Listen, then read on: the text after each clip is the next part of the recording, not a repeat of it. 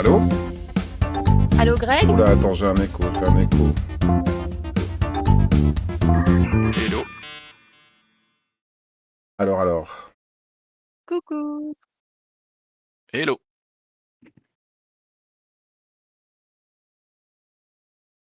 Ah, il y a un Nico qui est apparu derrière.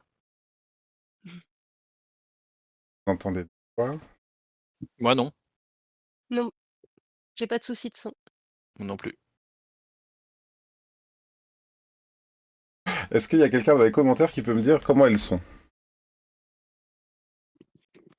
Quoi? On l'entend 2 fois? Je viens de demander à Nico. Ça va. Bah alors, il y a que moi qui entends 2 fois. Alors, Ok. Merci Anne-Claire.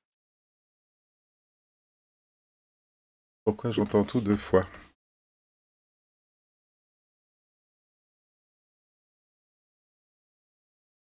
Tac. Je vais être dérangé par mon écho, tant pis. Bonsoir à tous et bienvenue dans l'atelier virtuel. Bonsoir.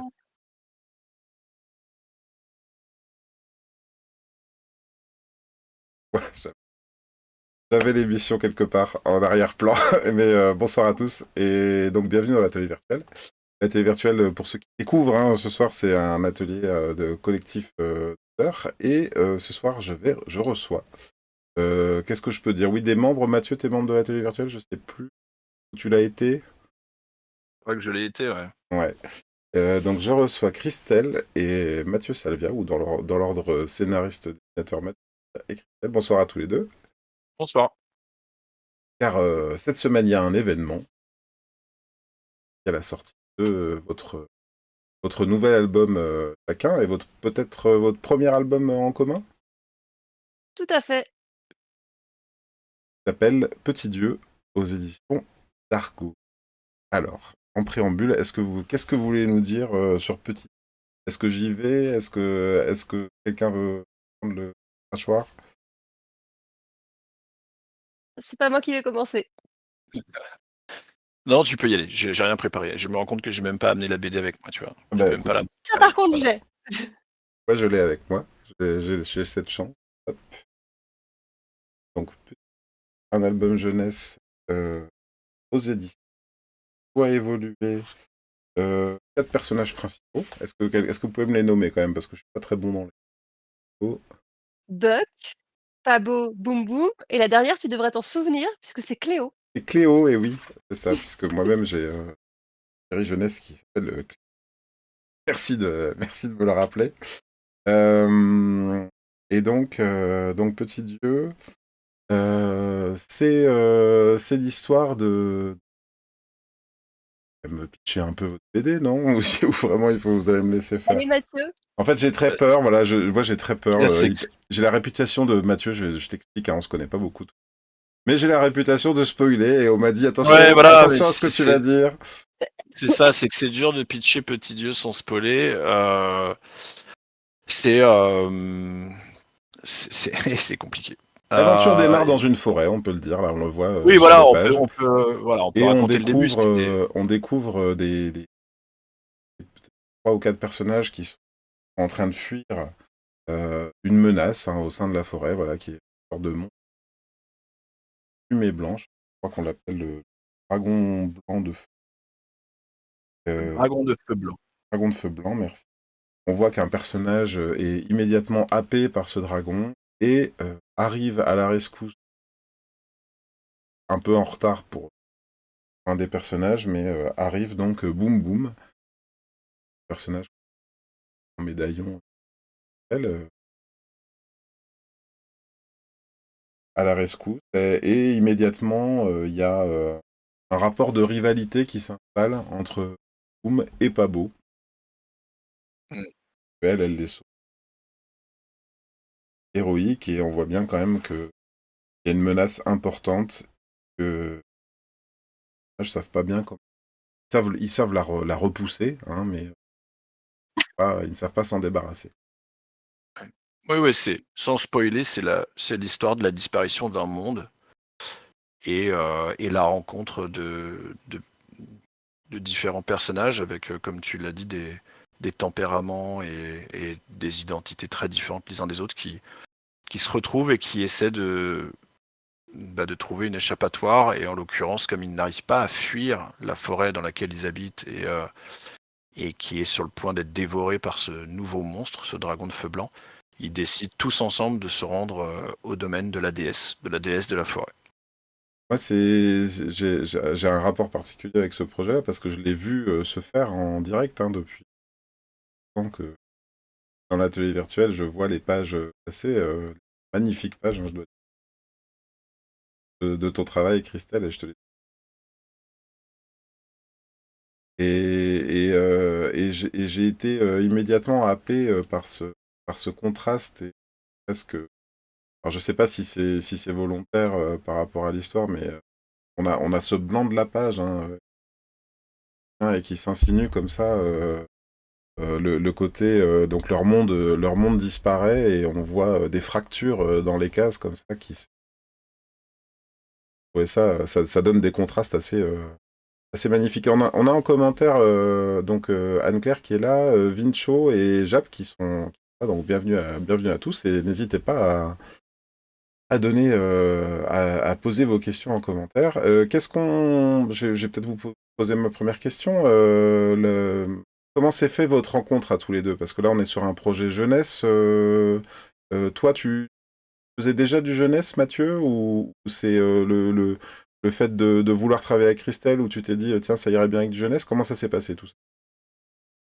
Ça s'est Ouais, fait en ouais, plusieurs fois. ouais. Vas-y.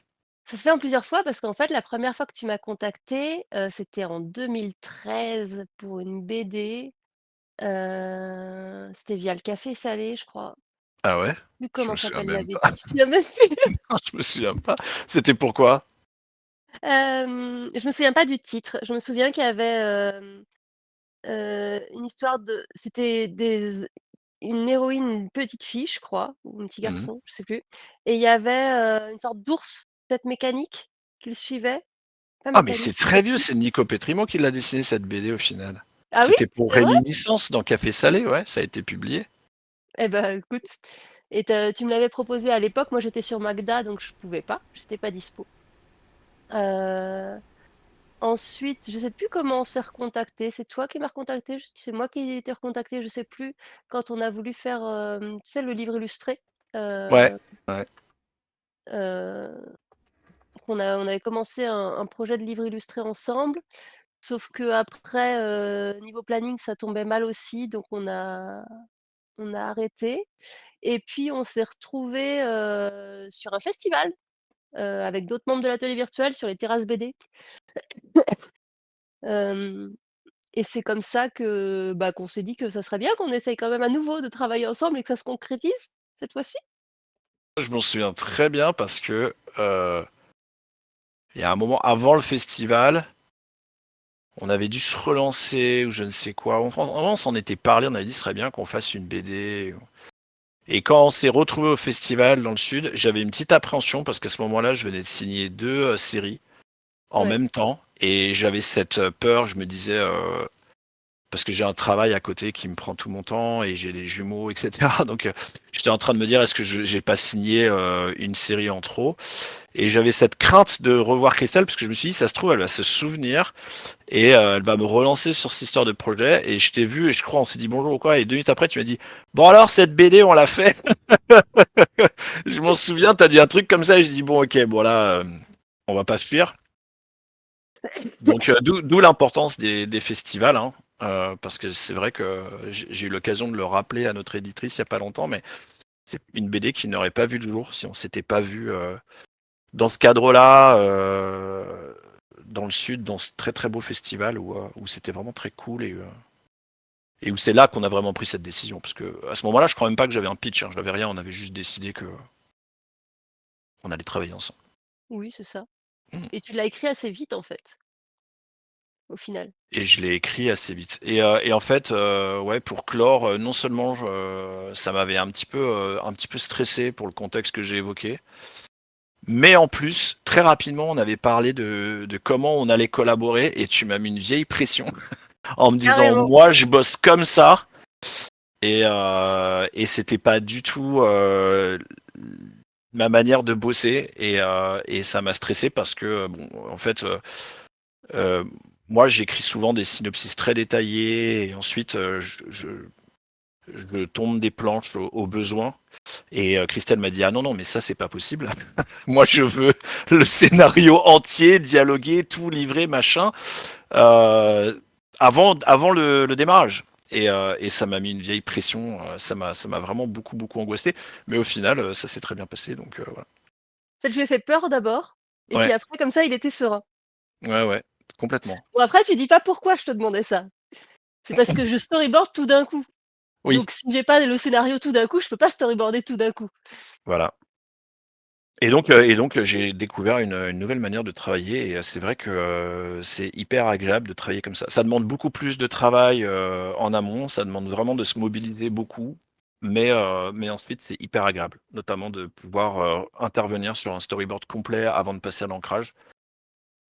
Mais c'est Bah, pas tous les dessinateurs ou les dessinatrices qui acceptent non plus de fonctionner comme ça. Il y en a qui se lassent au bout de 15 pages de storyboard, ils ont besoin d'ancrer, ils ont besoin de mettre en couleur avant de recommencer du storyboard. Mais là, Christelle, c'est vrai qu'elle, elle a déroulé tout le storyboard d'un coup et c'était cool.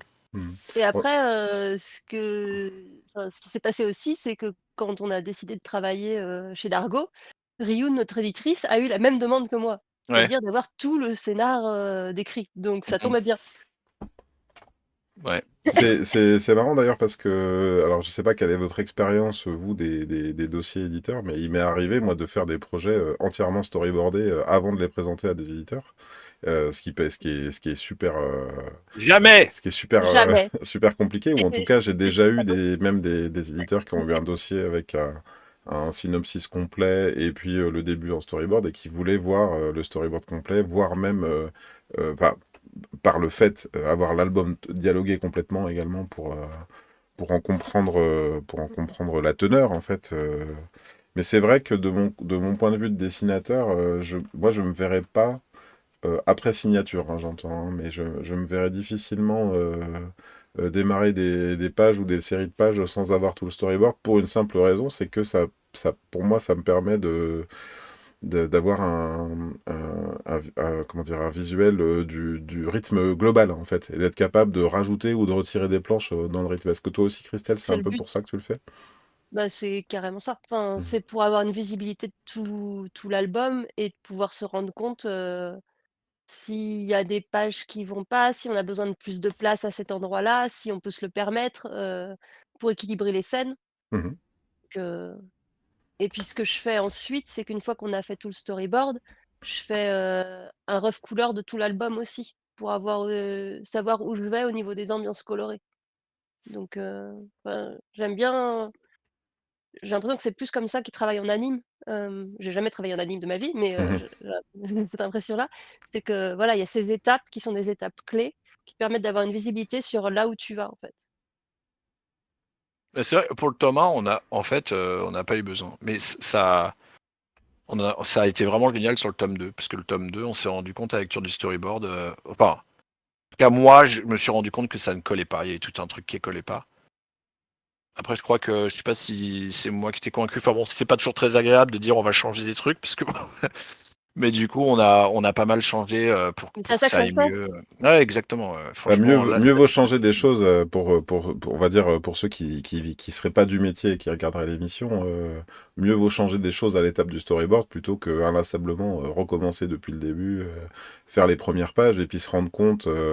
Et en même temps, j'en ai lu hein, des albums comme ça. Je sais pas si vous aussi vous avez des exemples en tête, mais où d'un seul coup tout est plié en deux trois pages à la fin parce ça rentre au forceps, on n'a plus la place quoi. Donc ouais.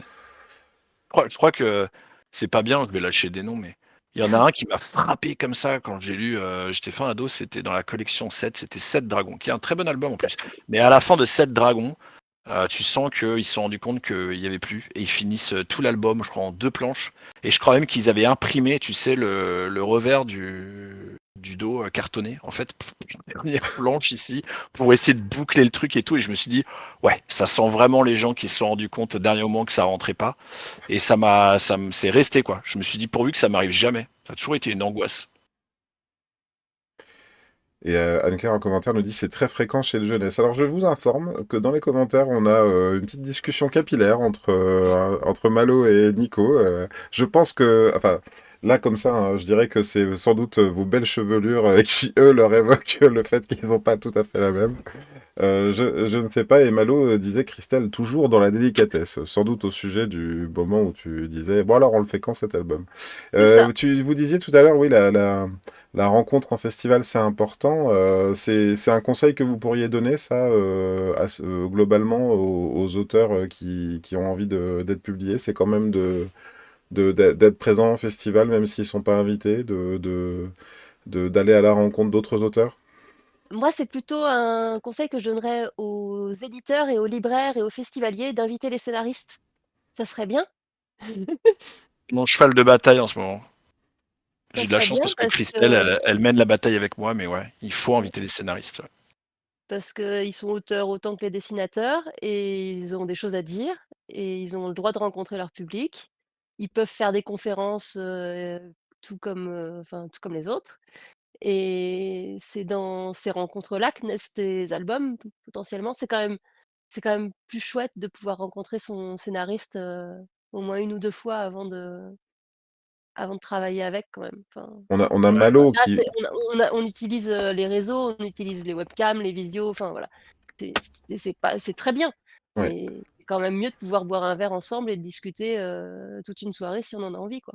Oui, oui, et puis de voir les atomes crochus, parfois dégager une thématique de quelque chose auquel seul on n'aurait pas pensé, et puis d'un seul coup il y a quelque chose qui va matcher, Ouais. nouer une équipe, hein, c'est vrai que, alors, mon scénariste par exemple, on est quasiment voisins. Il y a pas, c'est pas un hasard le fait qu'on ait eu envie de travailler ensemble, donc on n'allait pas trop en festival.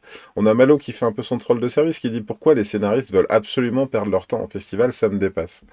Je vais un peu commenter ça parce que c'est vrai qu'on a quand même, depuis, là, je sais pas, je crois que c'est la 20 et quelques émissions qu'on fait sur l'atelier virtuel.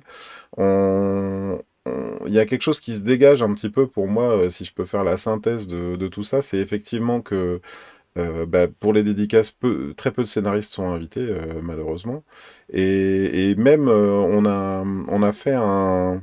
Comment dire, Denis avait évoqué le fait que les rencontres dessinées telles qu'on les faisait sur l'atelier virtuel, en fait, c'était du dessin, mais du dessin pas très éloigné du dessin dédicace. Et en fait, on en oubliait le principal, c'est-à-dire, et tu le disais, Christelle, c'est un travail d'auteur. Et tu disais, les scénaristes sont autant auteurs que les dessinateurs. Parfois, ils le sont même un peu plus auteurs, au sens de l'écriture, j'entends. Et donc effectivement, il y a quelque chose qui est pas cohérent en fait dans le fait qu'un festival parfois ne ressemble qu'à une multitude de dessinateurs qui viennent faire du dessin parce que on raconte des histoires.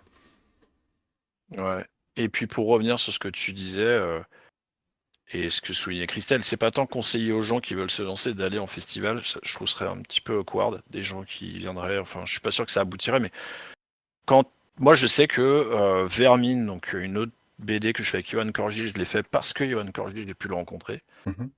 en festival. Petit Dieu, je l'ai fait avec Christelle parce qu'on s'est vu en vrai hein, dans ce festival.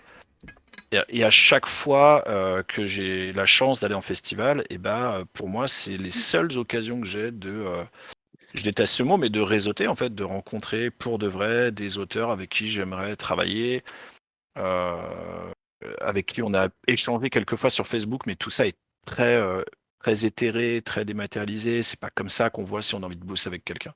Hmm. Et, et si on nous coupe de tout ça, en fait, on réduit nos chances de faire naître quelque chose. Vraiment, hein, encore une fois, petit Dieu, les échanges qu'on a avec Christelle, etc., c'est aussi parce qu'on s'était vu, parce qu'on a passé quelques jours ensemble, parce qu'il y a quelque chose, il y a une affinité, il y a quelque chose. Moi en plus, c'est très important. Ma première BD, ça a été à la fois géniale et à la fois terrible, parce que je me suis pas du tout entendu avec mon dessinateur. Hmm. Ça avait été un mariage forcé par mon éditeur. On s'était jamais vu. Ça a été une catastrophe. Et je me suis dit, plus jamais. On passe 1 an, 2 ans, 3 ans de notre vie parfois à bosser sur quelque chose de commun. Et moi, j'ai besoin de voir qu'il y a un feeling, il y a un petit quelque chose qui se passe humainement, parce que sinon, ça peut virer à l'enfer, et je pense que ça se ressent dans l'album en plus. Donc voilà pourquoi moi j'ai envie d'aller m'embêter dans les festivals, notamment. C'est pour les futurs albums, les futurs projets. Donc, alors, je sais pas s'il y a des organisateurs de festivals ou des éditeurs qui regardent cette émission, mais c'est l'appel qu'on peut lancer et c'est vrai que c'est super intéressant comme sujet d'inviter plus des scénaristes, même s'ils ne font pas de dessin, parce que est-ce que vraiment un festival a envie de n'avoir que des amateurs de dessin, parce qu'on en parlait dans l'émission dédiée aux dédicaces de BD, est-ce qu'il fallait continuer ou pas ce débat hein, sur le fait de continuer ou pas les dédicaces, passer toute sa journée à dessiner, à faire le plus beau dessin possible pour des gens qui ne voudraient finalement que cette valeur ajoutée à l'album et qui, quelque part, se ficheraient un peu du contenu de l'album et de ce qu'ils auraient à lire dedans, c'est pas, quelque part, c'est même pas viser le bon public. On a un Claire qui dit, par expérience, voir interagir les deux parents d'une BD, c'est plaisant, parfois drôle, et cela augmente l'attachement qu'on peut avoir envers une œuvre. Et Vinocho qui nous dit, c'est hyper dur de rencontrer des dessinateurs, donc j'en déduis qu'il est scénariste, et en vrai c'est quand même vachement mieux, je plus sois tout ce qui est dit. Donc voilà, c'est bien, vous avez pu lancer votre appel avec cette émission. Si on rentre un peu plus donc dans Petit Dieu, qu'est-ce que c'est qu'est-ce que cet album, sans trop raconter de l'intrigue, donc, puisqu'il faut pas, j'ai bien compris qu'il fallait pas spoiler, donc attention, il y a beaucoup de révélations dans cet album dès le tome 1, pour ceux qui ne l'ont pas encore lu. Qu'est-ce qu'on peut déceler de vos atomes crochus dans cette production commune? Comment vous êtes trouvés? Est-ce que Mathieu, c'est toi qui as écrit pour Christelle ou est-ce que c'est ensemble que vous avez décidé d'un thème commun? Moi, elle a tout fait. Moi, je lui ai dit, t'écris le scénar.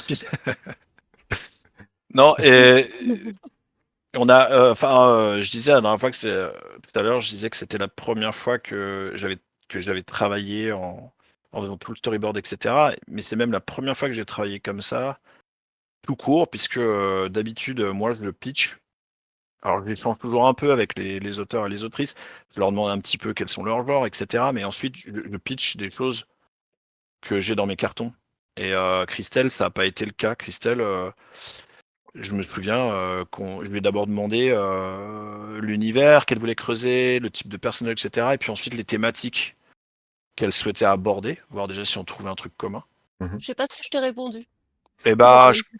ouais, je crois que au début, tu m'as très vite dit que tu voulais des personnages fantastiques, que Ouais. tu aimais beaucoup, voilà, cet univers, etc. Donc tu voulais qu'on reste là-dedans. On a évoqué tous les deux des références communes, type Miyazaki, machin, des choses qui nous plaisaient.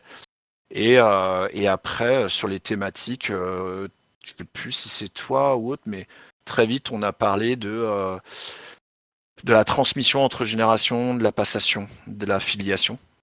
Et à partir de là, je me souviens je t'appelais plusieurs fois pour dire j'ai pensé à ça et ça pourrait être si, et on discutait. Je me souviens à l'époque, j'étais encore en cabinet d'avocat, je me mettais dans le bureau vide d'à côté, sur des petites pauses, et puis je l'appelais. Et au moment où, à force de lui soumettre des idées, des trucs, etc., on était à peu près sûr, là, j'ai pris la plume et j'ai envoyé. Mais ça s'est fait beaucoup d'abord en discussion, en échange. Estelle, tu veux ajouter quelque chose? Non, t'es Euh, là, c'est ça, hein, c'est comme ça que ça s'est oui, c'est ça. passé? Après, je t'avoue que c'est loin et je Ça m'en t'a pas doutais. marqué ça m'a pas marqué du tout. Ah bah ça, on peut en parler, tu peux en parler, Christelle. Ce projet, il démarre quand? Parce que là, il sort maintenant, le tome 1. Donc il y a je dirais au moins deux tomes qui doivent sortir ensuite, c'est ça? C'est ça, c'est une histoire en 3 tomes. Ça, c'est Heu, bouclé en trois tomes. c'est bouclé Oui. en 3 tomes. En D'accord, bon, fait, c'est important de Mathieu de a préciser aussi. scénarisé tout le tome 1, mais en fait, quand il a écrit l'histoire, il l'a écrit, jusqu'à la fin, Mhm, Mm. du tome 3. En fait, il l'a écrit, on savait pas si ça ferait combien de tomes ça ferait, si ça serait un one shot, si ça serait à 3 tomes, il l'a écrit tel qu'il le sentait mhm. et ensuite, il a écrit le tome 1 quand on s'est calé avec Dargo. Mm. C'est ça, hein? Ouais, tout à fait, Mais on ouais. avait Mm. décidé peut-être un petit peu avant quand même que ça ferait 3 tomes. Parce que dans le On projet, je était crois que c'est déjà en marqué. discussion. Ouais, oui, c'est Et ça.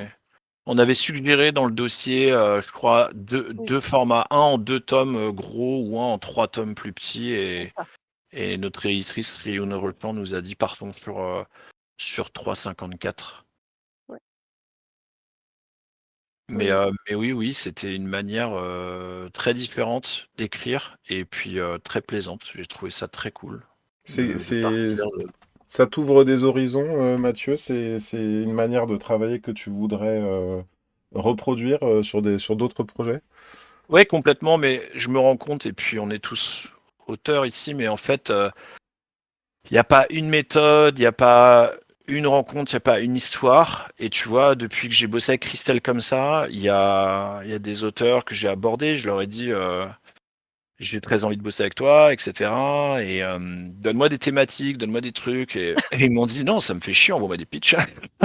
Donc tout le monde n'est pas comme Christelle en fait, Ouais. et à chaque fois c'est différent, il y en a qui ont envie de te parler, il y en a qui ont envie de comme Christelle qu'on se mette d'accord sur des thématiques qui leur tiennent à cœur et puis il y en a d'autres qui sont beaucoup moins investis. Il y a en ce moment, que je disais, je travaillais sur Vermine, une de mes séries avec Johan Corlier et travailler avec Johan, c'est pas du tout comme travailler avec Christelle. Johan, il a cette manière, par exemple, de s'investir énormément dans l'histoire, de contester, de challenger, de me dire alors qu'on est en plein milieu du guet, non, en fait, je voudrais que tu fasses ci, il faudrait que tu fasses ça. Enfin, il est constamment. Christelle, tu lui livres le storyboard, elle déroule. Je Hmm. peux ne pas lui parler pendant des mois. Ah Elle bah a non, plus besoin de moi, en fait. quand Ou, même pas. ou pas On s'est parler, mis d'accord pas en parler amont de et hop. l'album, quoi. Pas remettre en question ce qui est déjà installé dans l'album. Ouais, non, c'est vrai que Ouais, c'est complètement. enfin, ouais, on s'est mis d'accord, c'est je re de en fait, revenir, sur quelque chose sur lequel on s'est mis d'accord, à la base, je sais pas, j'ai l'impression de j'aimerais pas qu'on me le fasse, en fait. J'aimerais pas Tu me l'as qu'on un vienne petit me peu dire, fait. Tu me quoi? l'as un petit peu fait à un moment, on Vraiment? était en plein milieu de l'album, on avait tout validé, tout, on était voilà, enfin, tu vois? Et d'un Attention, coup, c'est elle le me dit: règlement de compte. «Non, non, non», parce Non, qu'au je final, pense. ça m'a mis le doute et mais elle m'a dit, «Est-ce que Pabo, est-ce qu'on l'aime vraiment? Il est tout le temps en Ah train de oui! faire la tête et tout» et franchement, Boum Boum, elle est agaçante, non? Enfin, j'ai l'impression qu'on a des héros qu'on n'aime pas et là, je me suis dit: «Ah putain, c'est trop tard, on est en plein milieu du truc, je peux pas changer l'histoire, c'est comme ça, ils sont comme ça». Donc il y a eu ce moment de doute un peu sur les personnages. Ouais, mais c'est Heu, pas je t'ai pas dit: «Ah, il faut faire ça». C'était un non, questionnement où je me suis c'est dit: encore «Est-ce pire, qu'on n'est pas en train de voilà, de» parce qu'on n'est voilà. pas en train Oui, de faire un c'est truc mauvais. Ouais. Donc ce soir, nous recevons Mathieu et Christelle qui viennent de nous parler de leur héros détestable. Non, c'est vrai qu'on a... il y a Anne-Claire qui dit tout de suite, mais non, elle est trop bien, boum boum. Mais ouais, bah, ouais, j'aime bien, pas beau, tu vois, Anne-Claire. Il y a quelque chose comme ça dans le... En fait, pas boum beau boum, boum boum, elle arrive, elle est déjà détentrice du miracle, elle s'est repoussée dès les premières pages le dragon blanc de feu, et puis Pabo, on sent qu'il a quelque chose à prouver et qu'il n'est pas, il est pas le héros qu'il aimerait être. Donc il y a quelque chose de super intéressant là-dedans. En tout cas, moi je trouve que c'est très intriguant, voilà, le début de cette histoire, et puis surtout cette menace-là, le dragon blanc, là, on se demande, voilà, qu'est-ce qu'ils vont bien pouvoir faire, quoi, avec leur menu moyen. J'avais une question pour toi, Christelle, parce que quand je vois tes personnages principaux, enfin vos personnages principaux, pardon, il y a quand même quelque chose que je perçois par rapport au reste de ton travail de familier. Comment ça se passe, le chara design, ce qui fait que Pabo est petit, qu'il a peu d'équipement, ce qui fait que Boom Boom a un équipement très iconique, l'apparence des personnages, comment ça se joue entre vous, ça? Est-ce qu'il y a une description de la part de Mathieu? Est-ce que c'est toi qui amènes ton savoir-faire de chara design? Comment ça se passe? Mathieu, il m'a fait une description assez sommaire parce que il a tendance à me dire que de toute façon, il visualise pas les personnages. D'accord. Je me trompe pas? Non, c'est vrai, je suis nul. Même sur la race des animaux, par exemple, parce que là, donc, on a Même sur une la race sorte de des animaux. rat, Non, on a, ouais, c'est je toi qui savais pas les choisis, races. D'accord. Alors, Pablo, j'avais dit que c'était un rat. Ok. Pablo, t'avais dit que c'était un rat, mais pour Buck, Cléo, par exemple, Cléo, je t'ai laissé dans la galère. oui, Et Buck, j'avais pas évoqué non. un animal quand même, non? Au Si, départ, on était parti, les premières les premières un contributions de robot. Buck, c'était un robot. Ouais, c'est ça. Ça devait être un robot. C'était un robot, et on a changé. Boum Boum, ça a toujours été une guerrière, par contre. Hmm. Ah, c'est Euh, marrant parce que par rapport à ce que je sais de l'histoire après, si Buck avait été un robot, immédiatement pour moi ça aurait évoqué beaucoup de choses. Là, on démarre comme de l'heroic fantasy. On se demande pas tellement. Voilà, il y a quand même une forme de cohérence d'univers au début de l'histoire en fait qui fait que voilà, c'est une aventure d'heroic fantasy. c'est vrai. Je sais Oui, plus clairement. ce qui avait enfin, quelles ont été les motivations pour lesquelles on n'a pas pris, le Le robot. le le Je me, robot, ouais. je me souviens Heu, d'un truc, c'est que j'ai beau pas trop les visualiser, j'avais dit bon bah voilà, Pablo c'est un rat. mmh. Mhm. Et tu m'as dit, moi j'aime pas trop dessiner les animaux, je suis pas à l'aise, je sais pas trop à quoi il va ressembler le rat. Donc j'imagine que ça a été un petit challenge de faire comme ça une C'était histoire. Ouais, c'était le challenge de l'album pour moi, c'était de voir, ces 2 persos là, et puis il y a le chien aussi à un moment dans l'album. Ouais. Mais bon, le chien, il est moins faut moins le rendre expressif. Là, c'était justement de travailler sur ces animaux anthropomorphes, en fait. Mm. Et Heu c'est toujours un et j'ai challenge trouvé ça maintenant. super chouette et j'ai trouvé ça sup oui, Là, oui, t'es dans le tome 2, hein, c'est ça je suis dans le tome 2 et bah, c'est toujours un enfin, ça l'est beaucoup moins, Mhm. mais bah, il y a certaines expressions, notamment pour Buck, qui est plus expr qui est voilà, qui peut sur lequel je peux plus surjouer les expressions. Mhm. Et c'est fun en fait, de Mm. travailler ça et heu et c'était mon petit challenge de cet album. Je me mets toujours des petits challenges. Je me dis: Ça, je vais travailler plus sur cet album-là» et voilà. Alors, on a Nico qui nous demande en commentaire, vous avez pensé à l'histoire, à vos envies personnelles ou au public pour établir les chara design? Je Qu'est-ce qui a été pense, moteur en premier? à l'histoire et personnages, mais je pense pas qu'on ait pensé au public pour ça. Moi personnellement, je pense jamais au public quand j'écris une histoire. Jamais. On est Alors, trop égoïste en fait. Non mais c'est peut-être pour ça que tu vois, je fais pas des trucs qui se vendent à 10 millions d'exemplaires, mais j'écris pas pour le public en fait. Moi j'écris pour moi, j'écris pour la personne avec qui je fais l'album. Et après, on trouve le public ou on le trouve pas, mais je pourrais pas. Enfin, moi, je sais pas. Écrire pour les autres, je vois pas comment on pourrait y mettre un supplément d'âme, quoi. Tu vois, hmm, si ça vient pas de toi, si ça vient pas de tes envies ou de sujets qui te travaillent beaucoup, je vois pas comment tu peux établir une connexion. Tu vois pas aller dire je vais faire ce personnage-là parce qu'en ce moment c'est la trend, etc. et tout. Mmh. Non. c'est super Alors intéressant comme sujet parce que il m'est déjà arrivé d'avoir des discussions sur des projets que j'essayais de monter avec des éditeurs qui me demandaient quelle était la cible et j'étais bien incapable de le dire. Il y a Nico qui dit dans Bakuman, ils n'arrêtent pas de penser à ça, à la cible, hein, si je comprends bien, Nico. Et effectivement, je trouve que c'est difficile en tant qu'auteur de se dire oui, je vise bien telle tranche d'âge ou tel public. J'ai l'impression que c'est un raisonnement purement éditorial, au sens du métier d'éditeur. Et en plus, en ce qui me concerne, je lis pas du tout la production qui serait ma cible. Par exemple, je lis beaucoup de mangas, je lis très peu de seinen, je lis que du shonen, par exemple, alors que j'ai 45 ans maintenant. Donc c'est un peu, c'est un peu étrange. Est-ce qu'il y a un... Comment dire? Là, on est sur un projet jeunesse, donc Dargo l'a dit comme ça. Donc jeunesse, ça veut dire à partir de 7, 8 ans, 8 ans, 9 ans. Qu'est-ce qu'ils en disent là?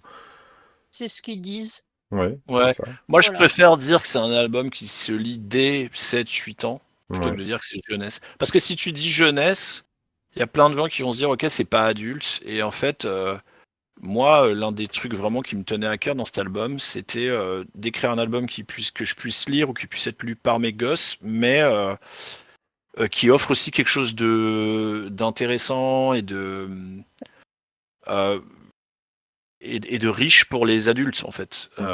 Et j'espère qu'on y est parvenu, mais je sais que c'est un truc, on s'en est beaucoup parlé avec Christelle. Moi, je suis absolument comme toi, j'ai beaucoup de mal à identifier la cible. À chaque fois que l'éditeur me dit c'est quoi la cible, c'est quoi la cible, c'est un enfer. Je suis nul pour ça, clairement. Mais je comprends l'importance du truc, mais je suis nul. Mais j'ai toujours peur aussi qu'à trop vouloir mettre dans des cases, on rate en public. Et là, clairement, c'est pas un album complètement et uniquement dédié aux jeunes. C'est quelque chose que j'aurais complètement pu lire moi, en fait. Enfin, j'imagine.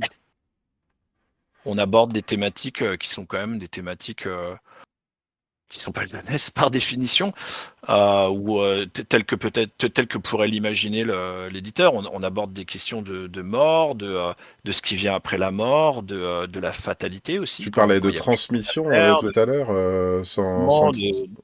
Ouais, complètement. Donc c'est des thématiques qui sont. J'imagine que si demain je dis je fais un bouquin sur la mort, l'éditeur va pas me dire ah c'est jeunesse. Donc on parle de choses qui sont quand même qui sont pas forcément marquées jeunesse, mais on le parle d'une manière adaptée à des enfants de peut-être 7-8 ans. Ce qui peut être Ouais. un peu frustrant, et je vous pose la question à vous, c'est que parfois, si un projet est rangé dans la case jeunesse, il va être marketé comme du jeunesse, c'est-à-dire qu'il va y avoir des prises de décision éditoriales sur sur la mise en place et sur la façon dont ça va être vendu auprès des libraires, au sens où, moi, j'ai un exemple concret, la librairie de mon enfance m'a dit, ah bah non, viens pas, si tu faisais du Black et Mortimer, ok, mais là, c'est du jeunesse, on n'a pas de public jeunesse.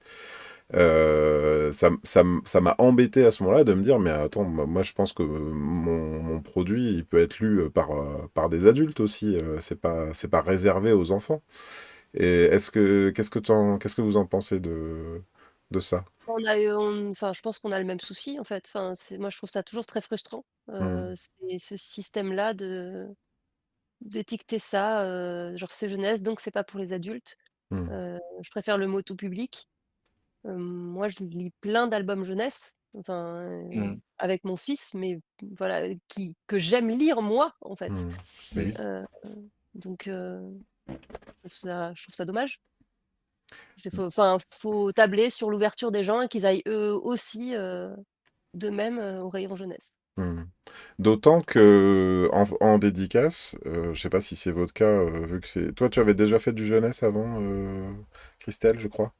Moi, j'ai fait de l'ado adulte jusqu'à présent. Ado adulte, ouais. En festival, moi, il m'est arrivé qu'on me pose la question, c'est du jeunesse? Et je dis oui. On me dit à partir de quel âge? Et je dis bah, à partir de 8-9 ans ou 7-8 ans. Et on me dit ah non, moi c'était pour 2-3 ans. Et dans le terme jeunesse, Mm. je peux pas faire des généralités, mais dans la bouche de plein de lecteurs ou de potentiels acheteurs que j'ai vus en face de moi en festival, jeunesse pour eux c'était choupi quoi. C'était pas ce qu'on propose.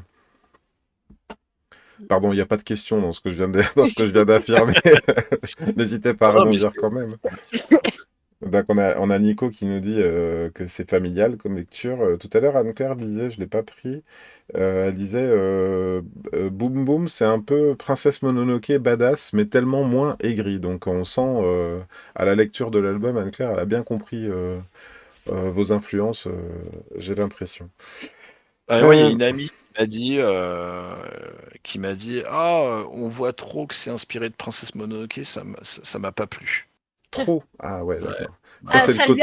ça a pas plu à toi ou ça a pas plu à ton ami? Mon amie, elle a dit j'ai pas aimé que ça soit aussi proche de Princesse Mononoke le design. Alors je lui ai dit c'est pas quand même tout à fait la même quand on les prend, à moins de dire vraiment que la À part fourrure la et peau la de peinture bête, sur le visage. Apparemment, Mais ouais, voilà. il y aurait un copyright de Euh, la moumoute blanche maintenant. Tu peux plus le faire sans que ce soit Princesse Mononoke, je sais pas. mais en fait, quelque part, c'est encore une fois, c'est difficile de pas spoiler, mais moi, ça me dérange pas parce que je pense que dès la fin du tome 1 et dans le tome 2 on se permet des clins d'œil même plus poussés.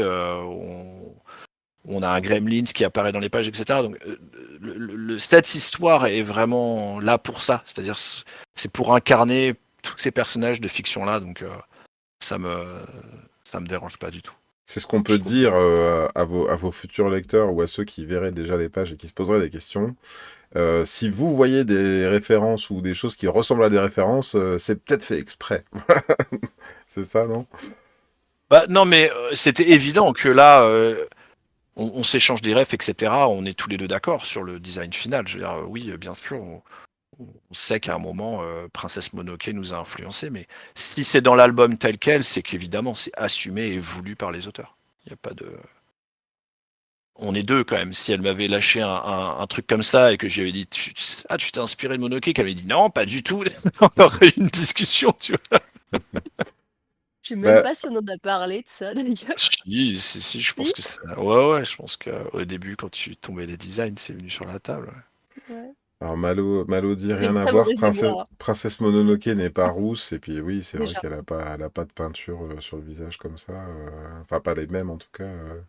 Il nous dit le personnage est inspiré de Thibaut de Rochebrune, un autre membre de l'atelier virtuel, à l'époque où il s'habillait en moumoute. Est-ce que c'est vrai ça? Parce que c'est une rumeur qui court, mais est-ce que c'est la vérité? Et là, j'essaye d'imaginer Thibaut avec une moumoute. Euh, Là, on voit sur la page, alors j'arrive pas à faire pause là, mais on voit sur la page effectivement qu'il y a d'autres types de personnages, dont un en pixels. Pardon, excusez-moi, je suis un peu sec sur les questions. Là, le tome 1, il est sorti, il est sorti cette semaine? Vendredi. Il Vendredi est- dernier. D'accord, il est sorti vendredi. Christelle, tu m'expliquais que toi, le tome 1, finalement, il est bouclé depuis quelque temps déjà, c'est ça? Et tu travailles actuellement sur le tome 2? Tout à fait. Ça fait un moment. Quand est-ce qu'on l'a bouclé le tome 1? C'était l'été dernier, non? C'était ça, hein, je crois. Il me Ouais. semble, oui. Mm. Ça fait un moment.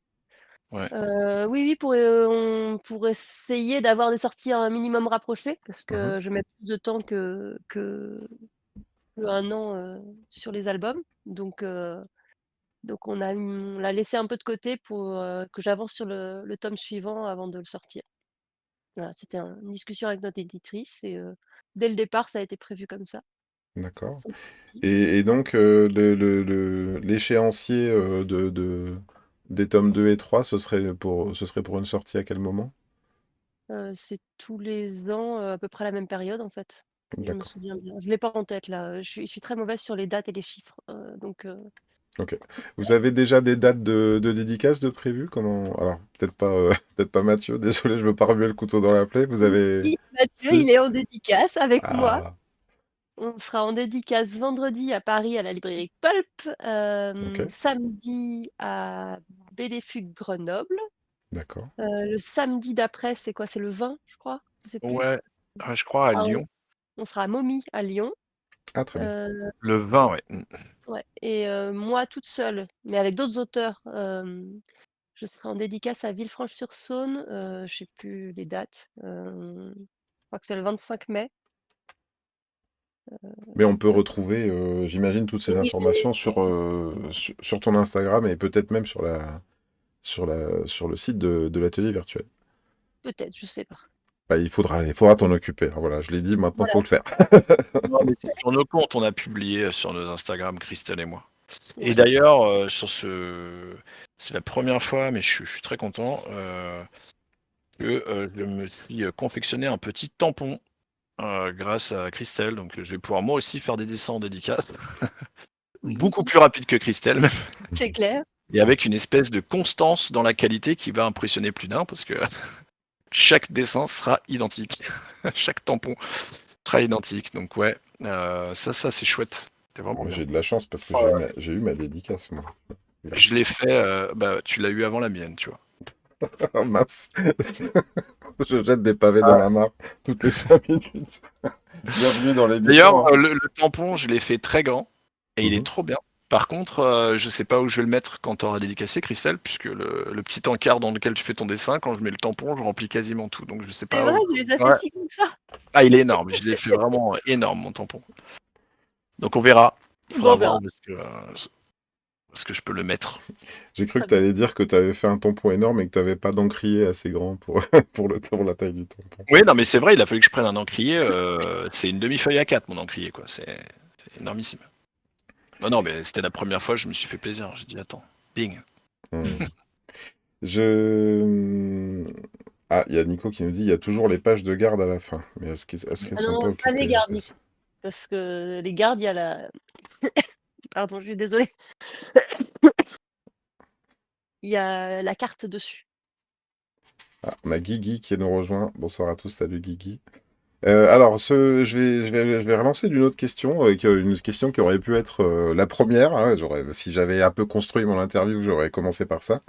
La préface du livre, c'est «Le conte est difficile à croire, mais tant que dans le monde on aura des enfants, des mères et des grands-mères, on en gardera la mémoire». C'est une citation de Charles Perrault dans Peau d'âne. Et on voit que l'histoire démarre avec une narration, comment dire, comme un conte. Là aussi, vous vous êtes trouvé là-dessus, où il y a une dimension que vous avez voulu un peu avoir spécialement dans cette histoire, ou est-ce que c'est ça qui laisse à penser que c'est du jeunesse, le fait que ça fasse appel au conte?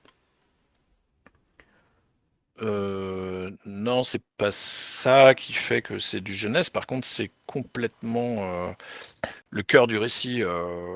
Et la voix off, elle a été pas facile à trouver. J'en ai beaucoup parlé avec Christelle. Ça a été un vrai travail. Je savais ce que je voulais, mais c'était pas facile. Bon, encore une fois, c'est difficile de parler de ça sans spoiler l'album, mais disons que ça a été un vrai travail. Je savais. Pour moi, tout ça, c'était vraiment intrinsèquement lié à l'histoire qu'on voulait raconter. Après, il fallait trouver le format, il fallait trouver la forme, il fallait trouver la manière de le faire. Et la citation est venue bien après tout ça, mais c'était incroyable parce qu'elle venait vraiment parfaitement prendre Ouais, sa place c'est dans ouais. l'album. C'était incroyable de trouver cette citation qui venait parfaitement décrire la thématique de notre histoire. Donc, c'était un peu une évidence pour la citation. On avait pensé à un moment la mettre sur la couve Ouais. et puis, bah, niveau compo, tout ça, ça fonctionnait pas. Donc on s'est dit qu'on allait la mettre à l'intérieur au final. Mais, Et puis ça rejoint ce que tu disais, c'est que pour moi, c'est vraiment avant tout un album familial. Ou c'était Nico qui disait ça, je sais plus, mais c'est vraiment ça en fait. C'est vraiment. Et moi, par exemple, mes enfants, je leur ai raconté. Et dans mon esprit, c'est un album qu'on raconte à un enfant. C'est vraiment la boucle est bouclée quoi. Quand on a un parent qui va lire cet album, pour moi, on est vraiment exactement à l'endroit où Christelle et moi, on a essayé d'amener les gens. mmh. Puis je sais pas D'accord. toi Mathieu, mais, c'est enfin, de le faire maintenant, à l'âge où qu'ont nos enfants à nous, pour moi, c'était juste, l'idéal maintenant de le faire, en fait. Mhm. Parce que ça correspondait à ce que je lui lisais au moment où on a commencé à travailler dessus, je me disais: «Ah, j'aimerais bien pouvoir lui lire, une histoire que j'aurais faite moi, en fait». Mais complètement. Heu, C'était une envie que j'avais. Moi, je voulais absolument pouvoir faire un album que mes enfants liraient pendant qu'ils sont à cet âge-là. mmh, Euh, donc, donc c'est vrai que pour moi, c'est un bouquin un peu spécial parce que les gamins, ça grandit tellement vite et les albums, c'est tellement long à faire que je suis pas sûr que je referai un autre pour eux. Hmm. Mais ouais, d'ailleurs, on dédicace cet album à nos enfants, hein. Donc, non, non, c'est vrai que pour ça, il a une place un peu spéciale. Et pour la petite histoire, qui est drôle quand même, parce que ça fait sourire, c'est que donc moi, j'ai toutes mes attentes d'auteur, de parents. Je passe 3 ans à trier cet album, etc. C'est vraiment un truc hyper important. Je le lis à mes enfants et à la fin de l'album, je leur dis alors, vous avez aimé, etc. Et puis ils me regardent et tout, et puis ils font ouais, pas vraiment. Voilà. Ça n'a Ah, pas c'est été un super succès avec mes gosses. c'est dur, bon, hein, ça a mais... plus marché avec mon fils. Tu dis, pardon, Christelle? Ça a plus marché avec mon fils, ça a Ah, été. d'accord. Après bon, en fait, je pense que je leur aurais lu 6 mois avant, ils auraient adoré. Mais quelques mois avant, ils sont tombés dans les mangas, ils sont tombés dans les One Piece, etc. Et ils sont dans une espèce de frénésie actuellement où il faut de l'aventure, faut faut un rythme effréné, il faut de l'action, il faut des pouvoirs. Donc là, une histoire qui est un peu poétique, qui prend un peu son temps et qui est pas du tout axée sur ce rythme-là, et c'est pas trop leur lecture du moment, quoi. Oui, puis alors je pense que les enfants, j'en ai fait l'expérience aussi. Alors là, il se trouve que la série jeunesse sur laquelle je suis, ma fille a fait une présentation de cette BD à l'école et elle a dit que j'étais son auteur préféré, donc je crois que je peux pas rêver beaucoup mieux en tant que parent. Mon fils, par contre, il a quand même eu l'honnêteté de me dire, ouais, tu sais, c'est quand même une sirène, quoi, c'est pas trop mon truc. Et à la fois, j'apprécie qu'il me l'ait dit, et c'est fou parce que je pense que, mine de rien, ça a eu un impact dans le développement du tome 2, et j'ai rajouté sans doute un peu plus d'action. Lui, il est à fond dans Dragon Ball, et il y a vraiment des trucs où je me dis, mais c'est fou, quoi, ça commence pas comme un conte de fées, mais ça commence comme un truc plutôt pensé pour les filles, et ça se termine comme une Dragon Ball Z. Il y a un peu quelque chose comme ça. Je pense que je risque de perdre mon lectorat sur cette affaire, mais c'est Non, pas mais très grave. c'est hyper, enfin c'est un sujet hyper intéressant, ça. Moi, je sais pas vous, hein, je sais pas toi, mais euh, ma carrière d'auteur, encore une fois, on revient à ce que je disais, ce que j'écris, etc. Je le fais parce que j'en ai besoin et puis je le fais pour moi et pour la personne à qui je le fais. Mais derrière, évidemment, on a tous des attentes, la famille, les parents, les frangins, tout ça. Euh, mais moi, aujourd'hui, les premières BD que j'ai publiées, mon père, je me souviendrai toujours, il l'a pris, il était ému aux larmes, hein. Il a regardé, il a lu l'album, etc. Et puis, quand il me l'a rendu, il était ému, ça m'émouvait de le voir comme ça. Et puis, il m'a dit, je vais être honnête, j'ai rien compris, mais je suis fier de toi. Et, euh, et, et depuis, tous les albums que je sors, je vois bien, ça plaît pas à mes parents, ma famille, mes frangins, mes neveux, mes nièces, tout ça, personne ne lit, personne ne m'en parle. Tu vois, quand je suis dans des réunions familiales, etc., personne me demande ce que je fais en tant qu'auteur. Ils font toujours, et alors, toi, le boulot, comme si j'en avais qu'un. Parce que donc je suis juriste à côté, donc à chaque fois qu'on me dit, alors toi, le boulot, juriste, machin, très bien. Jamais on me demande, ça n'intéresse personne dans ma famille, ma propre femme, qui est fan par ailleurs de certaines BD, tu vois, qu'elle adore. Je vois bien que je trouve jamais vraiment grâce à ses yeux, que ça lui plaît pas. Et là, toute grâce, mes gamins. Donc en fait, moi, tout autour de moi, je passe complètement à côté. Et heureusement après quand même que je le fais pour moi, que j'embarque des personnes, donc des autrices, des auteurs qui kiffent, hein, et puis qu'on rencontre nos lecteurs, parce qu'en fait, ouais, moi, je loupe complètement la famille, tout ça, je passe complètement à côté, quoi. Bref, Depuis. on poursuit l'appel aux organisateurs de festivals et aux éditeurs. Invitez Mathieu parce que vraiment, chez lui, en tant qu'auteur, il n'est pas du tout reconnu. Il a besoin d'aller à la rencontre de son public. Et je comprends parfaitement. Alors, ça a pas mal fait réagir dans les commentaires. Il y a Nico qui dit, donc si là, vous avez écrit un peu pour un public de l'âge de vos enfants, est-ce que dans une dizaine d'années, vous ferez une série avec de la drogue et des scooters? C'est une vraie question, hein. Moi, je pense que... Est-ce que vous pensez que, là, au-delà de la blague, est-ce que vous pensez que votre production va s'adapter à l'âge grandissant de vos proches? Aucune idée. Je pense pas. Mathieu? Enfin, j'en sais rien. J'en sais rien. À la fois, Sachant que peut-être tu que fais déjà des si. choses différentes, Mathieu. Ouais, je fais des choses différentes. Je pense que là, par exemple, il y a un auteur qui est dans les commentaires, je dirais pas son nom, qui était venu me voir, et puis on avait un début de projet. J'attends qu'il revienne vers moi, mais c'était clairement un truc où je visais déjà l'adolescence de mes gamins, tu vois. Donc oui, il y a un moment,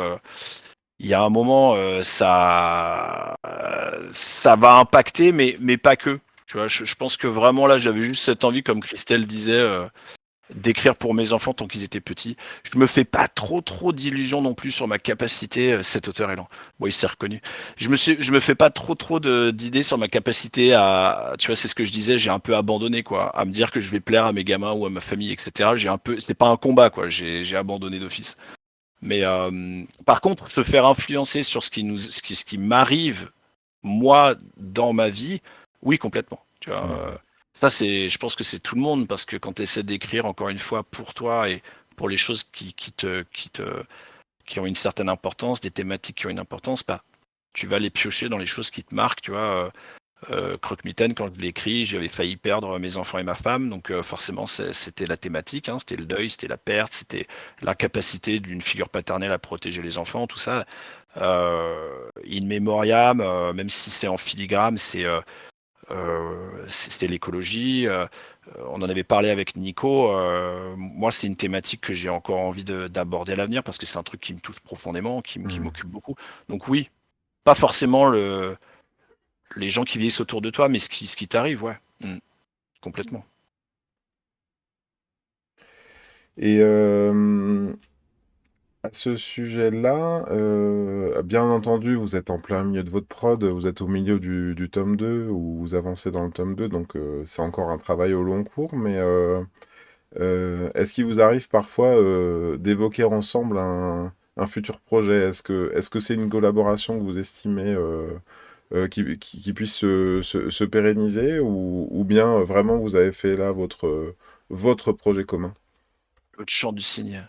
Mais non, mais comme là, le tome 1 va cartonner On va à vous peu près, réclamer tous à les peu deux. près au niveau du 2, notre éditrice va nous dire ça peut pas s'arrêter au 3.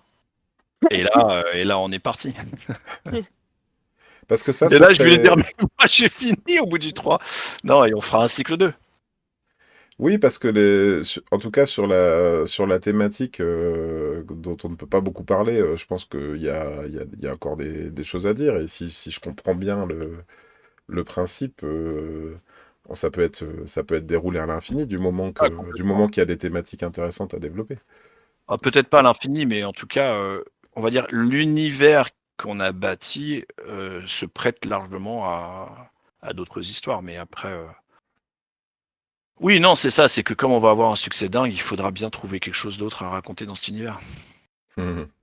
En parlant de succès, j'ai eu le. Alors, je suis pas abonné je ne suis plus abonné à Spirou depuis plus de 20 ans, mais j'ai vu que le début de votre histoire a été lisible en supplément dans le Spirou Magazine.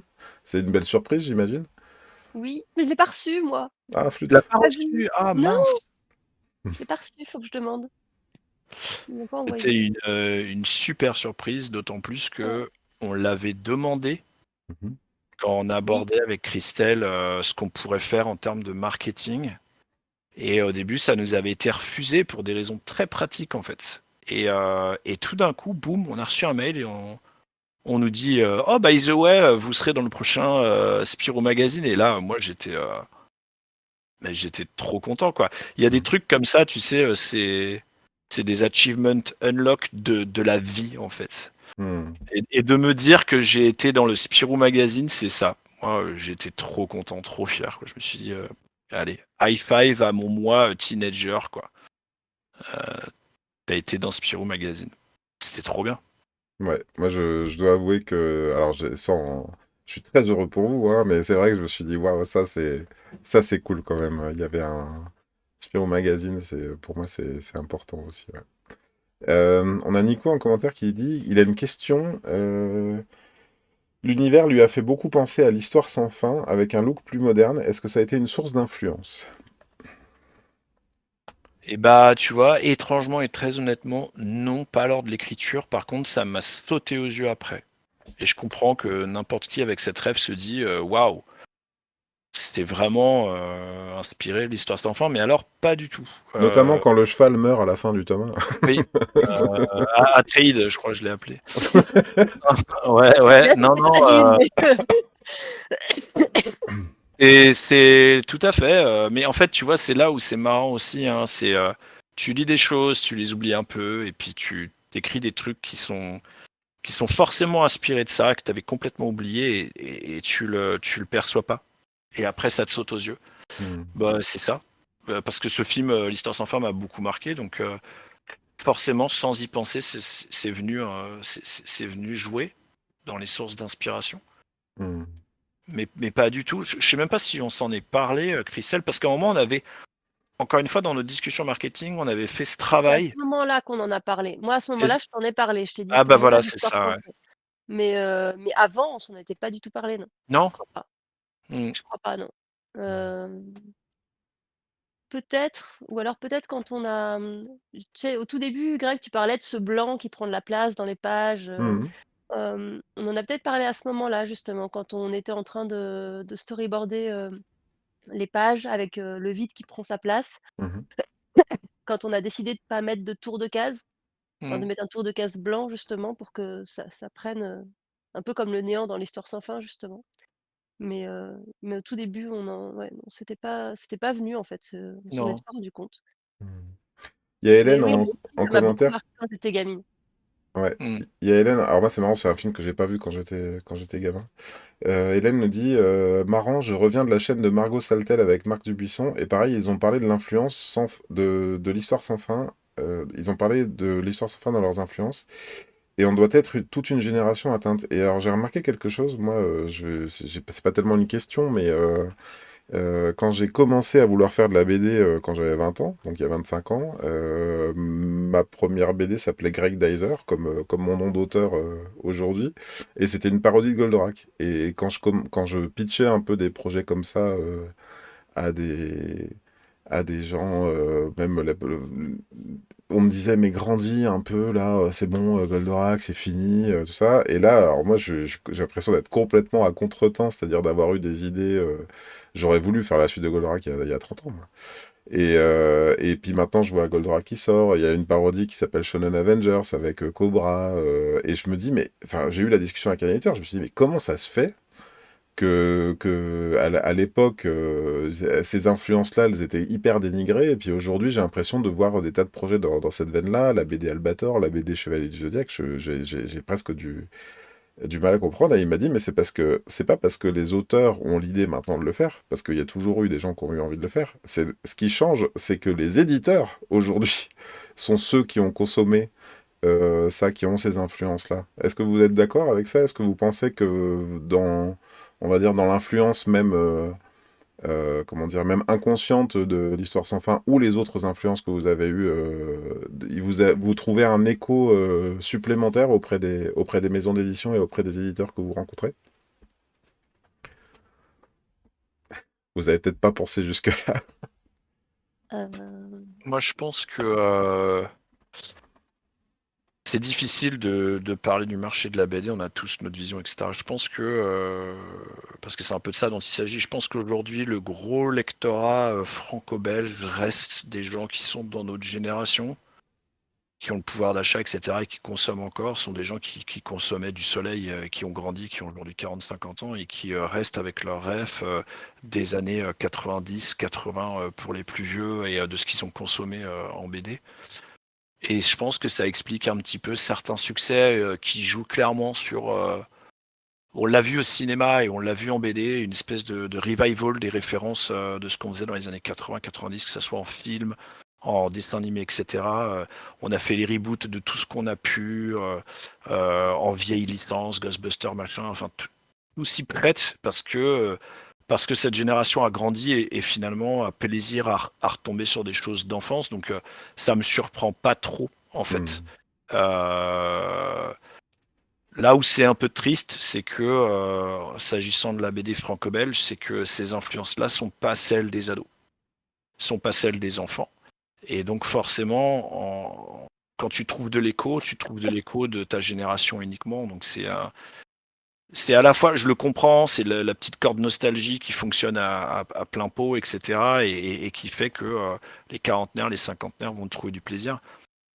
Mais en même temps, faut s'en méfier un petit peu, je pense, parce que toute la génération adolescente, ou une bonne partie, n'a pas grandi avec les mêmes codes, ni même les mêmes références. Donc, Hmm. je suis pas sûr, tu vois, que les reboots actuels de toutes les grosses licences, etc., je Elle, vi- comprends qu'on essaie de Elle faire le vise trait pas d'union. elle vise pas le public d'origine, Je pense enfin, qu'elle elle vise vise à le essayer public de faire une, d'origine qui a vieilli aujourd'hui.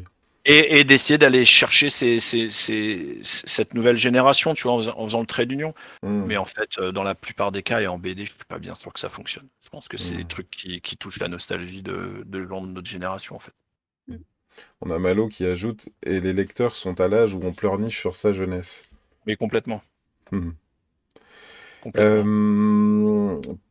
Euh, Donc là, bon, on a un tout petit peu, dépassé 1 heure d'émission. Je vous propose qu'on se dirige un peu vers la fin. Moi, si je fais un peu la synthèse de tout ce qu'on a dit, j'aimerais dire, et vous me dites si vous êtes d'accord, que finalement, on n'est pas tellement sur une BD jeunesse, mais sur une BD intergénérationnelle qui pourrait être lue à tous les âges et qui vise tous les âges, sans doute. Oui. Ouais, complètement.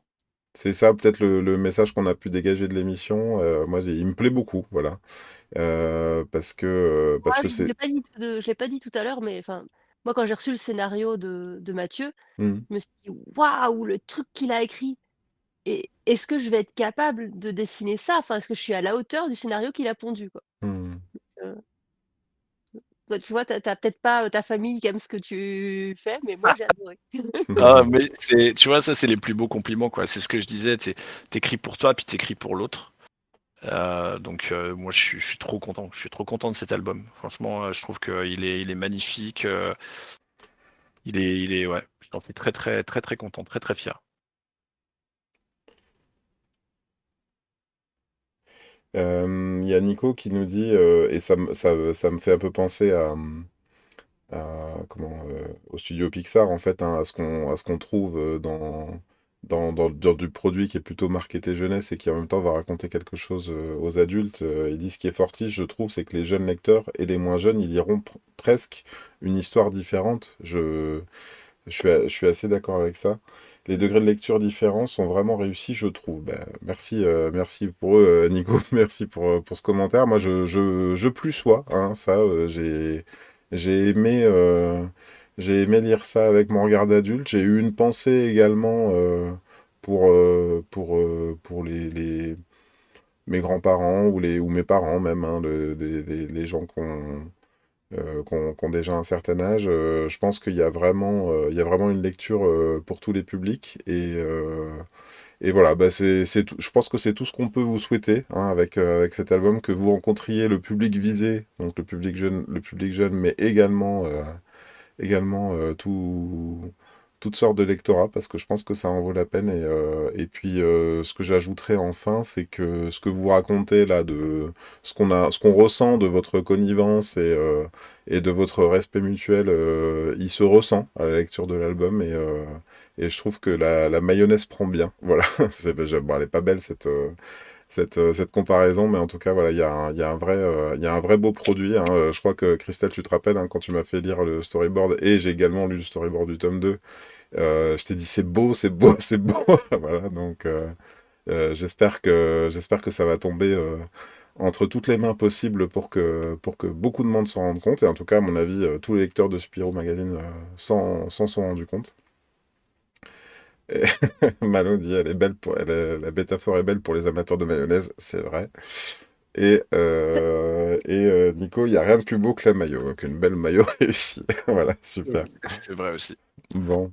Est-ce que vous voulez ajouter quelque chose, un petit mot de la fin? Non, Moi, je vous crois avez que tu tout bien dit. terminé. Très bien. Bon.